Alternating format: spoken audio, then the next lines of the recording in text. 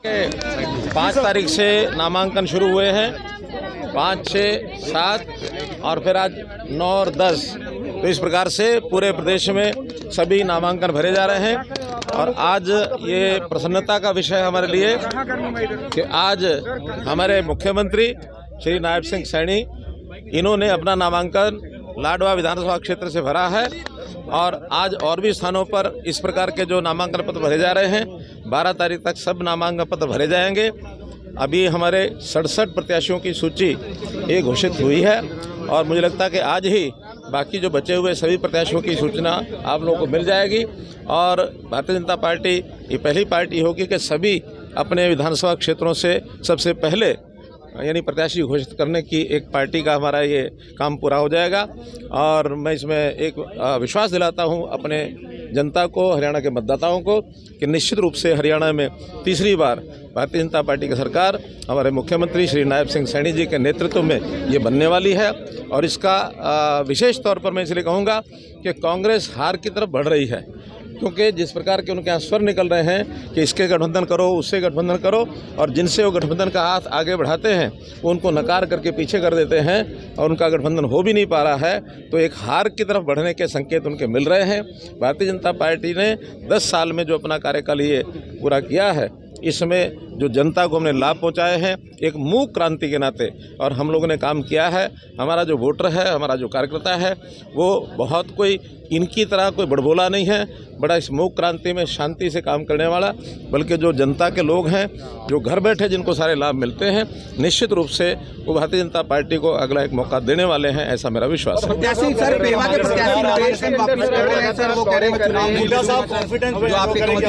को टिकट दिया गया था सर, अभी प्रेस कॉन्फ्रेंस करके उन्होंने अनाउंस किया है। हाँ, कोई उनका व्यक्तिगत कारण ऐसा हमें बताया गया है कि वो शायद चुनाव नहीं लड़ेंगे, तो हम पार्टी के नाते से दूसरा कैंडिडेट अपना खड़ा करेंगे।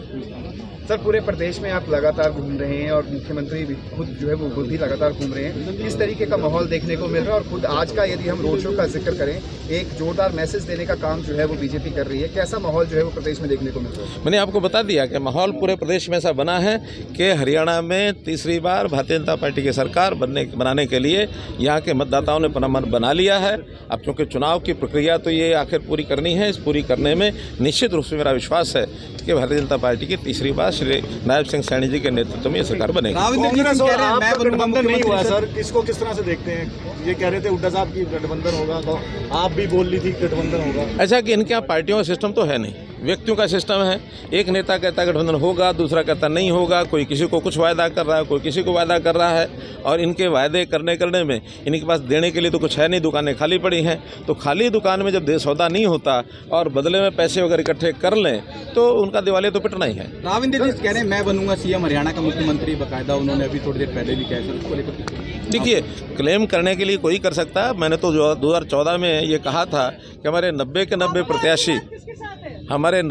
प्रत्याशी भी क्लेम करें अपने क्षेत्र के अंदर जाके मुख्यमंत्री बनना है। और इस कारण से अगर कोई वोट ज़्यादा मिलते हैं तो हमारे विधायकों की संख्या बढ़ेगी। हम तय कर लेते हैं कि किसको मुख्यमंत्री बनना है। खुले मंच पर हमारे होम मिनिस्टर साहब ने ये घोषणा कर दी है कि अगला जो चुनाव हमारा ये है, ये हम हमारे जो वर्तमान मुख्यमंत्री हैं श्री नायब सिंह सैनी जी के नेतृत्व में ही लड़ेंगे। यही हमारे अगले मुख्यमंत्री होंगे। सर, आपने कहा कि 23 सीटें जो है वो आज आ सकती हैं, जो शेष 23 सीटें हैं। ऐसे में जो 67 सीटें जब जारी की गई थी, उसके बाद का जो माहौल देखने को मिला था बीजेपी के अंदर, इस बार कितने सचेत जो है वो बीजेपी है कि जो 23 सीटें जो जारी की जाएगी उसके बाद उस तरीके का माहौल जो है वो देखने को ना मिले? देखिए, पहली बात तो ये है कि ये जो माहौल होता है लोकतंत्र में, ये कई बार तो कई जगह पर स्वाभाविक होता है।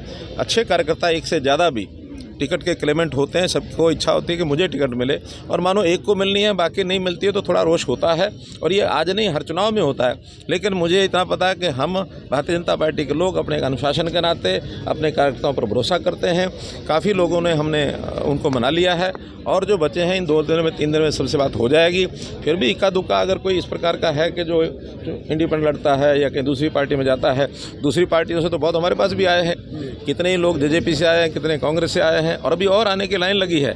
इतना ही है, हमने तो 67 सीटें घोषित करने के बाद स्थिति बनी है, वो तो 67 घोषित कर ही नहीं सके, और बल्कि उन्होंने जो पहले घोषित की है, जो उनके सिटिंग गेटिंग का फार्मूला, ये अपना करके और अपने लोगों को मुंह बंद करने का काम किया है। जो असल वास्तव में जो सीटें जिसमें उनके झंझावात पड़े हुए हैं, मुझे तो आज यही पता लगा है कि शैलजा जो है शायद शाम तक कुछ गुल खिला दे। रिजाइन की बात आ रही है कि मैं तो रिजाइन की बात नहीं कही, सोनिया गांधी से मैंने तो कुछ और शब्द प्रयोग किए हैं। शैलजा ने सोनिया गांधी से बहुत सारे शिकायत सीएम की के है, दावेदार जो है वो देखे आज जा रहे हैं। शिकायत नहीं की है शैलजा। ये उनका स्वभाव है, एक दूसरे की शिकायत भी करना और एक दूसरे को सबक भी सिखाना। वो एक दूसरे को सबक सिखाएंगे, लाभ हमको होगा। तो कितनी सीटें आप कह रहे हैं सर आएगी बीजेपी की? देखिए, ये विषय नहीं होता, एक ही टारगेट है कि पूर्ण बहुमत से भारतीय जनता पार्टी की अगली बार सरकार बनाना। कांग्रेस के अंदर बहुत सारे सीएम के दावेदार दिख रहे हैं। कभी कह रहे हैं कि सिटिंग एमपीज को टिकट दी जाएगी, कभी कहा जा रहा है कि हाईकमान से बात करने के बाद उनको टिकट दी जा सकती है। जब उनकी टिकट्स जो है वो जारी हो जाएंगी तब कैसी गहमा गहमी उनकी दुविधा ये है कि वो मुख्यमंत्री का चेहरा ही प्रस्तुत नहीं कर पा रहे हैं। बाप कहता मैं बनूंगा, बेटा कहता मैं बनूंगा, बुआ कहती मैं बनूंगी, तो ये सब अपने अपने तरीके से कहते हैं सब बनेंगे। अब कैसे बनेंगे और क्या द्वंद्व मचेगा, ये अनुमान आप भी लगा सकते हैं, मैं भी लगा सकता हूँ।